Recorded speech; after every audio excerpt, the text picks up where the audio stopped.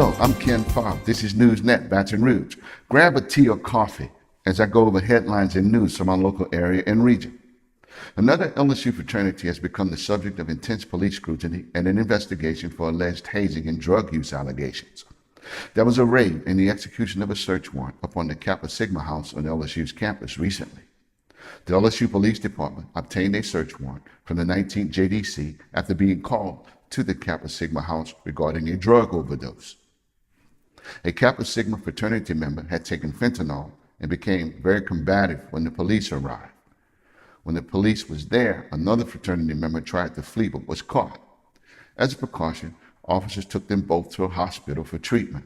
One of them told medical personnel he had ingested a wax substance made of THC, which is the psychoactive drug found in marijuana.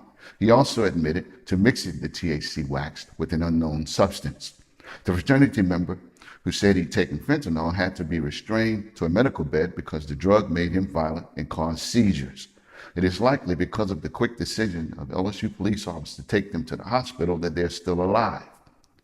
When LSU police officers executed a search warrant at the Kappa Sigma House on the next day, they seized 3 glass bongs, 2 marijuana grinders, 1 metal pipe, and 1 computer system.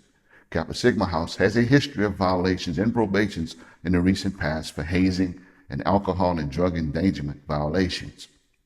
Only days before former Cottonport prison warden Nate Kane is set to go to trial on his federal criminal charges, his former fellow employee Jody Bordelon, a corrections administrator, pled guilty to concealing her knowledge of felonies, knowledge which is alleged to be directly connected to illegal activities committed by Nate Kane.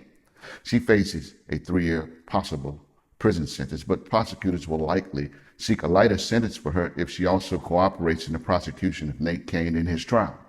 Kane is charged with 17 counts of wire fraud and 1 count of conspiracy to commit wire fraud during the time he ran the Cottonport prison for making illegal purchases with state money, including furniture, guns, personal items, and for illegally constructing a new ranch house. I will keep you posted.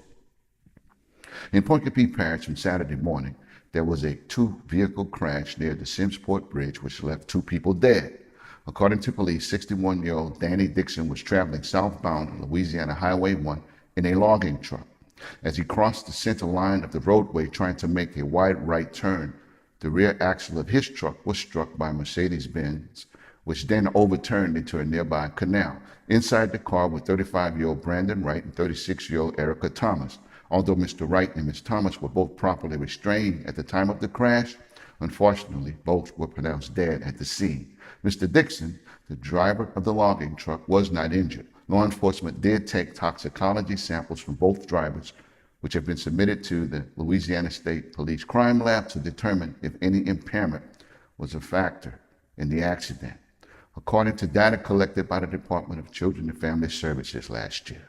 More children were removed from their parents' home in Livingston Parish than any parish in the entire state of Louisiana. For example, Livingston Parish had 328 children placed in foster care, while at the same time in Orleans Parish, which has 225,000 more people living in it, Orleans had less than 100 children placed in foster care. According to DCFS Secretary Makita Walters, when they took a close look at this alarming number rate in Livingston for 2018, they found that these children were primarily removed from their parents' homes and placed in foster homes because of drug and substance abuse by their parents. Some judges in Livingston Parish say the problem is so bad that they're running out of foster homes to place the children. They say recently a mother called the state and said that she could no longer take care of her kids, that she had packed their suitcases and was ready to hand them over. She said, quote, "Come get my kids. I can't deal with it. I have a meth addiction problem and an alcohol problem, and the kid's father can't take them because he's incarcerated," close quote.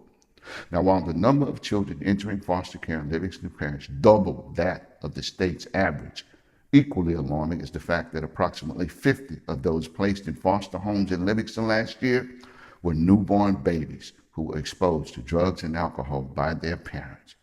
These have been headlines and news from our local area and region. I'm yours truly, Ken Fobb. I'll see you next time right here on NewsNet, Baton Rouge.